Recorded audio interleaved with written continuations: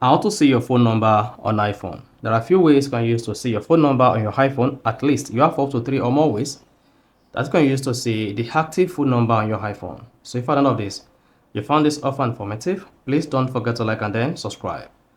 Here, first you want to do is go ahead and open the settings app. On the settings page, locate your Apple account name and then click on that. And then here, you want to click on sign in and security. Under sign in and security, then you should see your phone number. Is that? So that's one of the ways you can use to find or check your phone number on iPhone. Another way to check your phone number on iPhone is scroll down, locate FaceTime and click on it. On iOS 18, click on apps, and then you want to scroll down to FaceTime.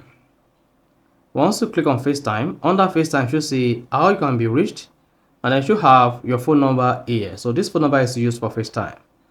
Another way you can use to see or check your phone number on your iPhone is go ahead and open the phone app.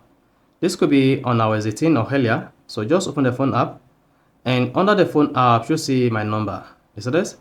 So this is my number. You can either delete this or let it be if this phone number is correct, and then you're good to go. So those are the few ways you can use to check or see your phone number on your iPhone. So if you found this offer informative, please don't forget to like and then subscribe.